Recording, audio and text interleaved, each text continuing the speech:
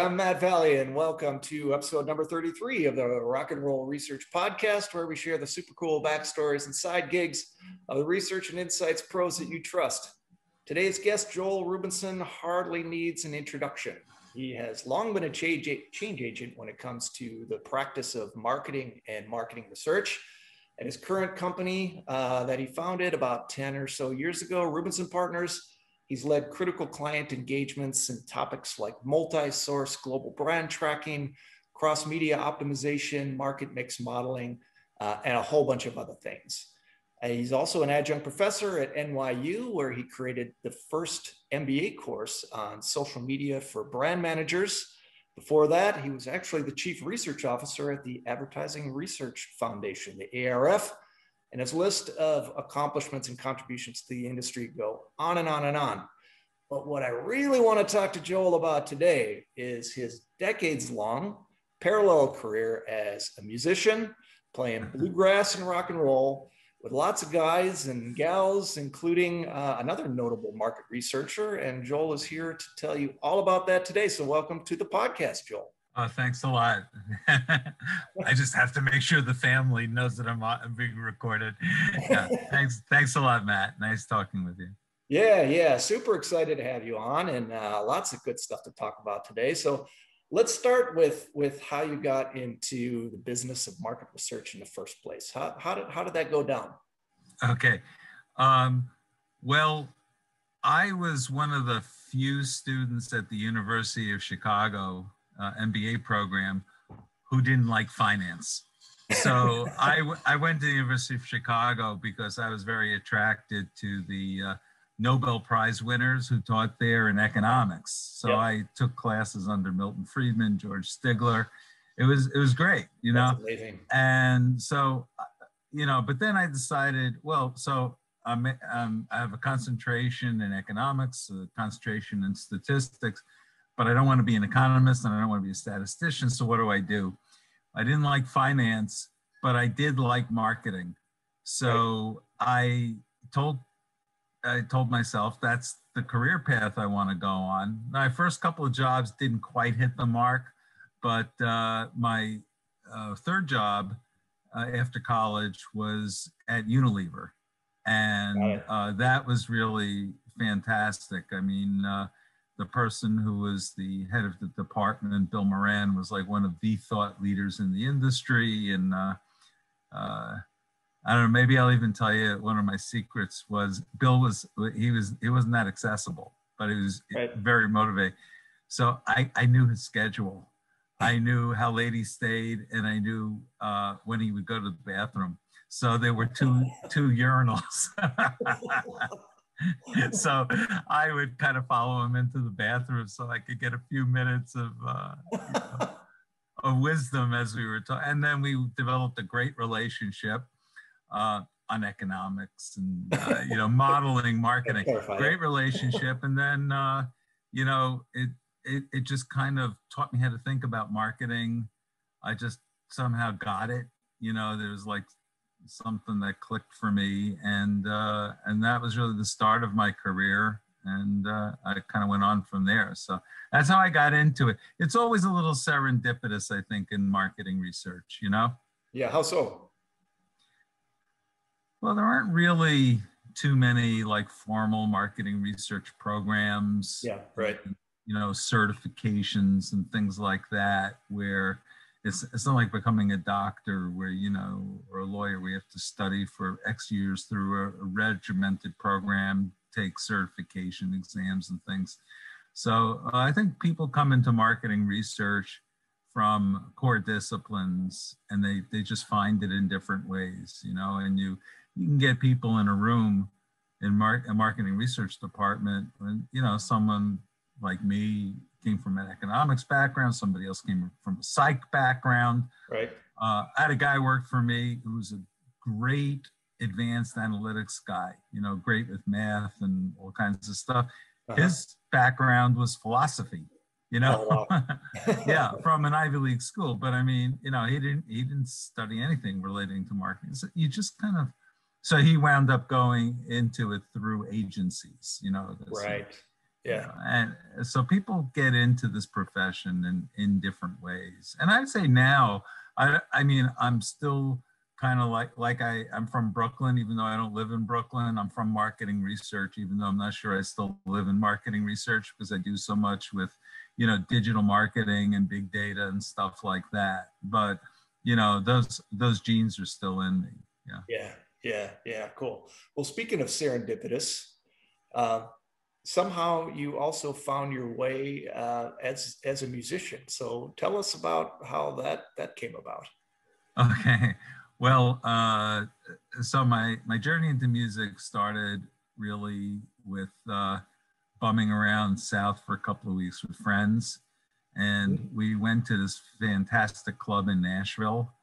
And, I got so jazzed up about playing music. I had never played an instrument, but I love singing and whatever. So, so that club was very motivating. And then after Nashville, we went on to New Orleans, and then we went to like Preservation Hall, and so that like sealed the deal. I had to get into music, and so I started out singing and playing guitar, and then in the 90s, I was in a coffee house band where everybody's playing guitar. So I said, I got to add some variety. Yeah. So my father used to play harmonica. And although he passed away before the coffee house band, I was attracted to it, but I never got the hang of it. And then somehow I just decided to pick it up again, give it another try, and it clicked. You just, because, like when you play guitar, you can look at the strings, right? When you play harmonica, you can't look at the holes. They're in your mouth. So right. There's something has to click, and it did for me. So that got me into that. And then a bunch of us were musicians at NPD. We formed a band called the Outliers, like Statistical Outliers. And nice. We've been playing together for 25 years or more. And then in the early 2000s, my optician was a bass player in a Rolling Stones tribute band. Oh, okay. And he, knowing I played harmonica and how important harmonica is to the Stones, he recruited me into that band. So cool. I started playing with them in 2003 or 2004. So, before COVID, I was probably playing 40 gigs a year. Yeah. 40 gigs a year. Wow. Yeah. Wow. That's a lot when you're also, you're quite prolific when it comes to authoring blogs and papers and things like that. Yeah. How do you keep all that together? Sleep optional. Sleep optional. Sleep optional. Yeah. Hey, it's priorities, man. It's priorities. Yeah, exactly. That's great. So what is your favorite kind of stuff to play? Well, so definitely harmonica is my best instrument. It's what I think, if I'm doing a gig or whatever, that's what I stand out with. And so I'd say my very favorite thing of all would be playing Midnight Rambler with the Stones tribute band that I play in. So, oh, awesome. Awesome. Yeah. Awesome. So, yeah, so blues, I'd say blues harp, is my favorite thing. And I like going to jams, because you let the music take you somewhere. You just find a groove, get in a pocket and go, So I love that. And, I go to blues jams, I sing and play harp, do both of those things. So I'd say those are my favorite things. But, you're wearing a Johnny Cash shirt, and we were just discussing, I love country and I love Johnny Cash. I mean, Sun Studios is like it for me. Mecca. When I went to Memphis, it was, I had it in between meetings. I went for business, but in between meetings, I had to go to Sun Studios. It was like a religious experience. Yeah. And you've been to Sun Studios, right? I have. The tour is it's fantastic. The acoustics, I don't know if they knew what the hell they were doing, but I can tell you the acoustics where they do the recording, unbelievable. Yeah. I mean, it's like better than the best digital effects you could imagine, you know? Yeah. So anyway, it was a religious experience. Yeah. It still looks like a 70-year-old recording studio as well. It looks like it's yeah, but it's an active studio, right? Yeah. Yep. Like Yeah, didn't you two record an album there, you yeah. know? So yeah, it's Yep. really an amazing place. Yeah. Yeah, cool. So you've had these two things in parallel for decades. Are there any lessons you draw from like music that you apply to your professional life, or vice versa? Or are they just two totally separate tracks? You know, well, they're certainly separate, but you know, you always pull from one life experience and into another, you know, and so I try not to like talk business when I'm playing music. Mm-hmm. You know, I want to keep it to music. But sometimes business intersects, and then other times it's just, you know, it's just a lesson about playing nicely with others too. You Yeah. know, like you have to be a team player in life. You have to be the kind of person someone wants to play with, someone wants to work with, Mm-hmm. or in either case, they'll find a way to, you know, to avoid you. So, you know, when I started out, I would say in music and maybe in business too, you know, you have a strong ego, and, you know, sometimes you want to have it fed, and it doesn't work very well. So Yeah. I've kind of moved on from thinking that way. But no, you know, music is, it teaches you discipline, structure, Yeah. how to be a team player. You know, if I was singing and playing guitar by myself, I wouldn't get nearly the attention or whatever versus, you know, being with a great band. Yeah. And I will to say one funny thing that happened. So for 8 years, I was playing with the Rolling Stones tribute band, never discussed business, right? Right. One night in between sets, the lead singer, Mick Jagger, quote unquote, right? Does a great Mick Jagger, by the way, starts talking with me. He says, "You're in marketing, right?" I said, yeah. I said, and I started telling him a little bit about what I do. I said, you know, Pete, I never really understood what you do. Well, it turns out he was the managing director of a technology VAR, you know, value-add reseller. Okay. And they have clients like Bloomberg. I mean, you know, pretty big stuff, right? Yeah. So he managed, anyway, they were getting into big data, and they realized that a lot of times it's the marketing organization, the CMO, who makes big data IT-based decisions, right? Right. They said, we don't know anything about marketing. Maybe you could help us. So I like to tell people I made a lot of money at music. They recruited, I mean, because I wound up being a consultant to his firm, actually. Free drink tickets and a $100,000 contract. Exactly. Yeah, kind of along those lines, right? Very nice. Very nice.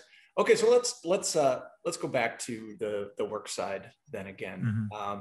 You've always been, I would say, actually a contrarian. I've liked a lot of what you've written. Oftentimes, it challenges the conventional wisdom of marketing and marketing research. So what's your take on, you know, I mean, we have big data, we have social media, we have all these sources. Just what does the future kind of look like from where you're sitting for research and marketing? Big question. Yeah, well, no, that is a big question. And yeah, I would say, am I a contrarian? Maybe. I like to think that I'm an agent of change who's willing to express an opinion that he knows will be met with resistance. Mm-hmm. But I do it anyway. Right. You know? And so I don't say things just to be a curmudgeon or whatever, but I do have maybe a little more lean forward way of looking at things sometimes. And I mean, you have to go for it. Like I was invited into this invitation only event at Wharton, which was the Future of Advertising, is what it was called. Okay. Organized by Professor Jerry Wind. And so you have research directors from everywhere and leading professors and in this group of 50, 60 people, right? Mm-hmm.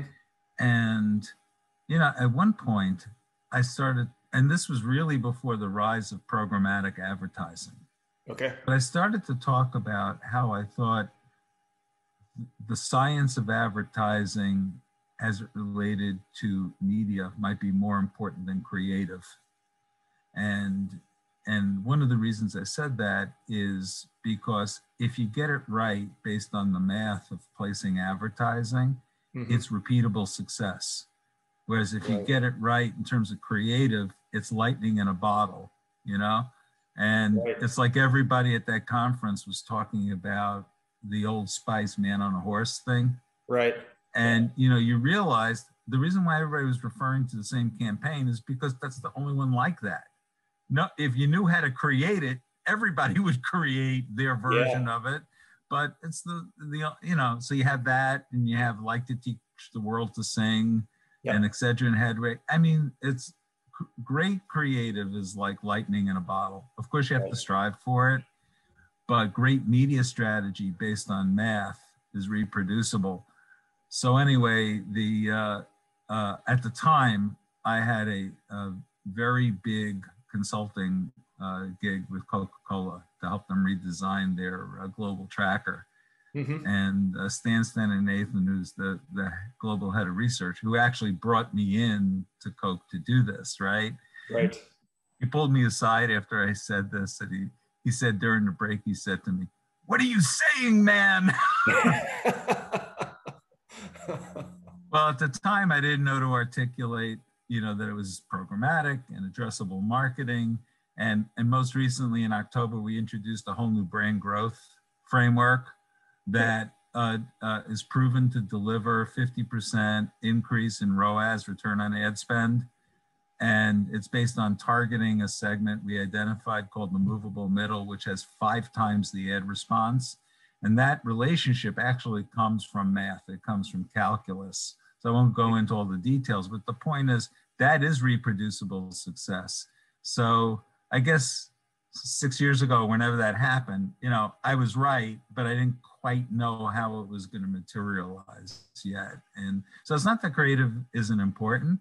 It's just that it's one of, you know, 4 or 5 factors that are of equal importance. When you get them all right, you know, then it's like hitting a 500-foot home run, right? Yeah. So, you know, but if you don't get the targeting part of it right and the media strategy parts of it right, you know, then the creative will, it'll still allow for the campaign to do better, but not as good as it could have been. So there's a lot more I could say about that, but I'm sure that's not what you want to dig deep into today. So, you know. Yeah, no, I'm glad you mentioned that. I mean, long before we met, I've been an admirer of your writing. Thank you. And you mentioned leading brand tracking at Coca-Cola at the time. I was running a tracker for a large global consumer goods firm for a notable supplier, and I saw the stuff that you were writing, and in one sense it made me super excited about the future of what brand tracking could be, but it also made me pretty nervous about what we were doing at the time. Well, you know, good. That's the idea. You know, one of my favorite quotes comes from a writer, H.L. Mencken, in the 1920s, who was at the Baltimore Sun, I believe. And he said his mission was to comfort the afflicted and to afflict the comfortable. So, you know, I mean, I think it's great if people who are running large tracker programs, if something I said made them think again about, you know, the stuff they don't otherwise think about. You know, listen, in marketing research, when you're running a business, a marketing research business, you always want to try and productize things. Right. So when you productize things, you try and standardize things. And, you know, when you standardize things, it doesn't allow, the business model doesn't allow for a lot of customization and, you know, really original kind of thought, because you're kind of breaking the profitability model. Now, some people do it. I would do it often. And, you know, Maybe others would as well. But if you can get people to think, with a fresh perspective about something, I was consulting with one of the large research firms, I don't know, 5 years ago, whatever, to help them redesign their tracking program. And, so I looked at their tracking program and, it was perfectly competent. Right. It was like a tracker should be, and so many are. You had the awareness questions and all that kind of stuff. But you know what? The tracker, there was no integration of survey information with digital information. Right. There was no attempt to find the intersecting truth from the survey data with social media, with digital, exhaust information. There was nothing in there about shopping. So, when we talk about, awareness and preference and whatever, it kind of follows the funnel, right? Yep. But I like to think also in terms of journeys. Yep. Especially in digital. People go through behaviors that have it has a rhyme and a reason to it. It's chaotic sometimes because you see a link, you click it, and you go somewhere you didn't think you were going to go. But there still is a pattern to it. You start with search, and you might start generically or you might start branded, depending on how strong your brand preferences are. There's a pattern to the chaos, and so that should be included in tracking programs. And when I've consulted with marketers directly or with this research firm, I tried to include some of these elements. Now, of course, you can't go from 0 to 60 in 2 seconds, right? Right. So, you have to stage things, but I feel, I'm gratified that the direct work I do is well received, but also, we had never actually met before this, right? And so, but to hear that I had some impact on your thinking and about how you approached your relationships, it's actually like really, really gratifying to me. So thanks for sharing that. I appreciate it. So that leads me to the next question, which is what kinds of media or maybe personalities, podcast blogs, do you look to for inspiration or even enjoyment? Well, okay, that's a very interesting question for a variety of reasons. First of all, I happen to really love what I do. I mean, when I was a kid, I always wanted to be a baseball player, right? Yeah. Love baseball, love watching it, and I love playing it. I was on NYU's team. I was a pitcher a long, long time ago. Oh, cool. But yeah, I mean, and then I was working out with a scout for Cincinnati. But the problem is these guys have such pinpoint control. All I could do is try and throw a strike. Yeah. So, I had a really, really good fastball, but I didn't always know where it was going to go. Right. And it turned out that's a metaphor for me, for my business. That's Joel again, really good fastball, but who knows where it's going to go. So anyway, okay, now I forgot the question. What did you ask me again? What do you turn to for inspiration? Oh, yeah. So I love what I do. And in the past year and a half, I tried to turn COVID into a real opportunity. Mm-hmm. So I said, okay, I'm stuck at home. I mean, normally I work from home anyway, but I would go into the city or I get on planes, I visit clients, but I'm home. I can't go anywhere. What am I going to do? And I happened to pick up an assignment from an ad tech firm that had a lot of data scientists. They were kind of in startup mode with capital behind them. Okay. They had data scientists, but the data scientists are not necessarily statisticians and they don't necessarily understand marketing. So they retained me to have me help structure the team and their approach to what they were doing in finalizing their offer, and then to write a white paper off of it. Okay. And so, so that was great. But what happens is if you don't say anything, people always assume your skills are maybe a little bit broader and more current than they actually are. Yeah. So when I looked at what these people were doing, and there were, big data elements to it and Bayesian elements and wisdom of crowd stuff and whatever, I really started to dig back into the books and into videos of that kind of stuff. Mm-hmm. So I've done things in the past year and a half. Hey, I'm not close to school age anymore, but I've done things over the past year and a half that are employing advanced math stuff that I had never even used before, because it's just, that's where the assignments took me. That's where my thinking took me. Yeah. And so to answer your question, I like reading the Medium blogs and newsletters. So I focus on the data science stuff a lot. I'll find YouTube videos that reinforce that. I subscribe to Great Courses Plus, which actually has some really good stuff on, like linear algebra and Bayesian stats and things like that. Yeah. One of the stat courses there, everything is about, going through the principles, and now here's how you do it in R. So I've used R and Python in the past year and a half much more than I ever did before. I used to use SPSS, and there's nothing wrong with it, but I'm a consultant on my own. That's kind of expensive, and so all of a sudden, seeing you can do virtually anything in R that you want to do, I kind of switched over. So that's largely, and then I get, emails from media posts, the trade journal stuff, Ad Age and whatever. Mm-hmm. I look at Quirks, which comes to me in the mail and comes to me in email. But I would say I don't follow too many blogs, or in terms of books, books that had some big impact on me would be, well, of course, Moneyball. Everyone has to say Moneyball, right?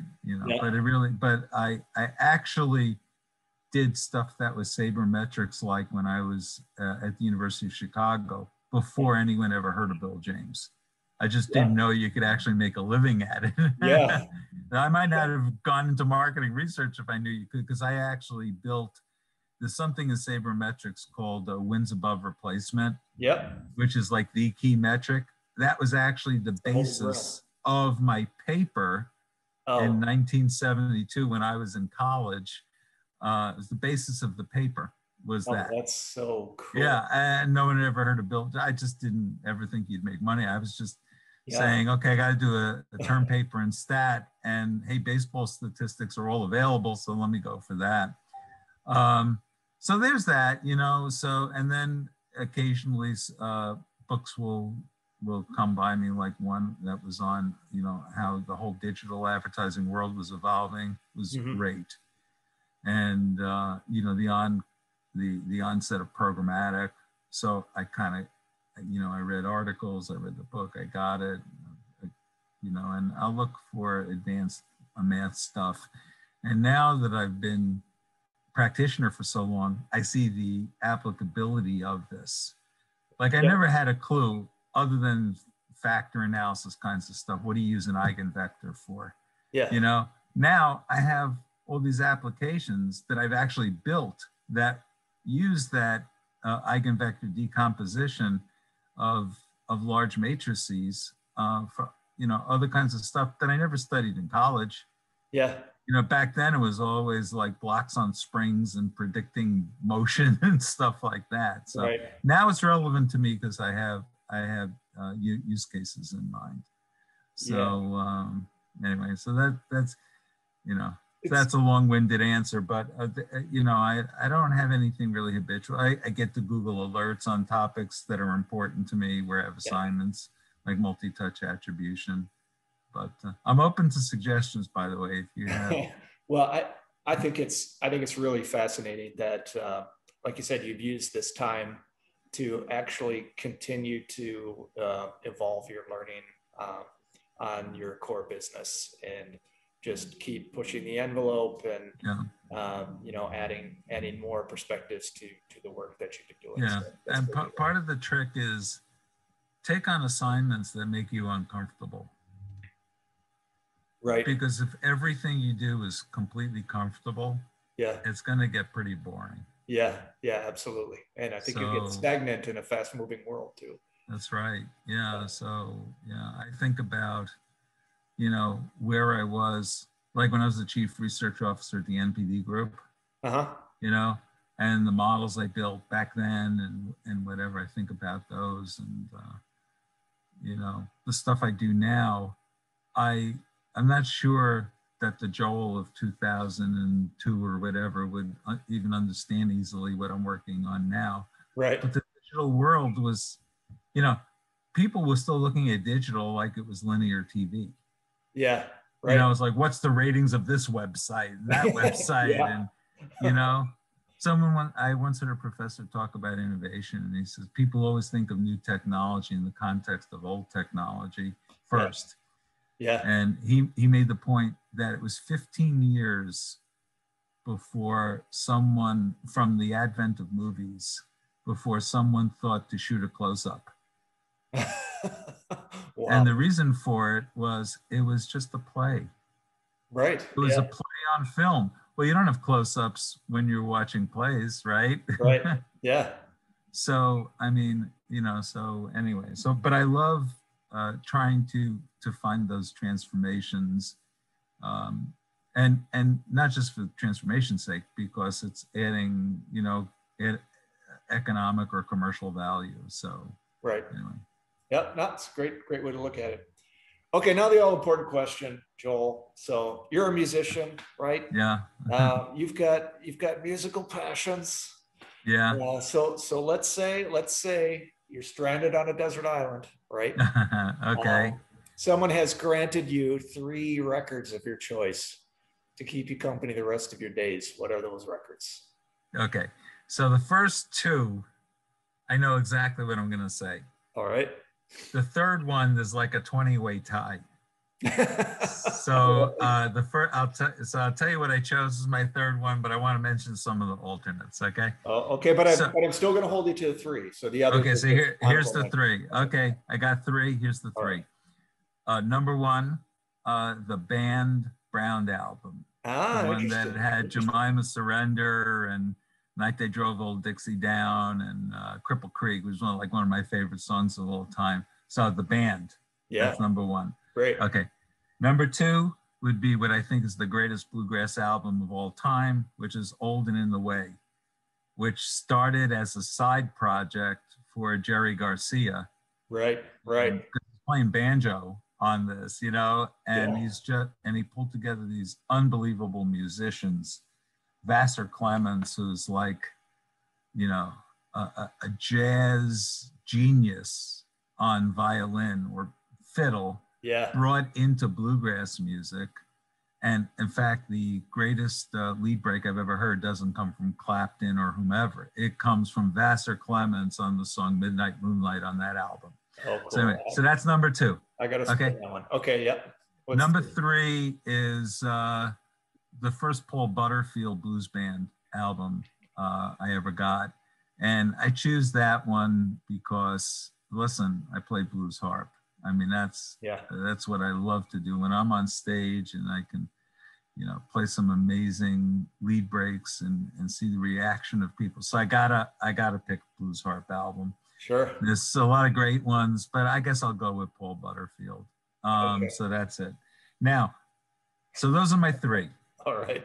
But what I'm really sad that I didn't have room on the island for would be Willie Nelson's Redheaded Stranger. Nice, yes. Which is a Western told in audio form. I mean, it's an amazing thing. I'd pick, well, you're sure, Johnny Cash. I'd pick Johnny Cash's Grammy Award-winning Unchained album. Yeah, fantastic. Unbelievable. And, you know, and there's 2 others that I really would love on my island if the island was a little bigger. Sticky Fingers, which I think is by far like the best Stones album of all time. And one of the best albums, period. And the other thing is, I would love something by Chris Stapleton, who was so transformative to music. Yeah. And I probably would pick Traveler, his first album that won all the awards, the Grammys and the Country Music Awards and everything. But he's just, he has invented music in a way that defies definition. Yeah. So I don't know how much you know about Chris Stapleton, but he's truly amazing. So anyway, that's my desert island. If I have time, by the way, I have a desert island joke to tell you. Let's hear it. Okay. How can I refuse? Okay. So I told you that my MBA is in economics, right? Right. Okay. So a physicist, a chemist, and an economist are stranded on a desert island. Shipwreck, and they get stranded. Okay. And the only thing that washes ashore is a can of food and matches that miraculously stayed dry, right? But no can opener, okay? So the chemist says, okay, this isn't bad. We can start a fire and we put the can on the fire and I could tell you how long it's gonna be before the can explodes. Okay. And the physicist says, okay, and I can tell you from the angle of the can sitting in the fire and the amount of pressure, I can predict the trajectory. So I know where to be so we can catch the food, as it explodes before it hits the ground. Okay. And the economist says, well, let's assume we have a can opener. That's great. That's great. Love it. Yeah. Okay. I had to share that. Why not? Now that is a first on the podcast, is the desert island joke. So I thank you for that one. Okay. Well, good. I'm glad. I like to be revolutionary. Awesome. This has been a lot of fun. Yeah, super fun conversation, Joel. Really appreciate your time. Really appreciate you sharing some of your wisdom and your stories along the way, and rock and roll. There we go. Yes, you got it. Thanks, Matt. All right. Thanks, Joel.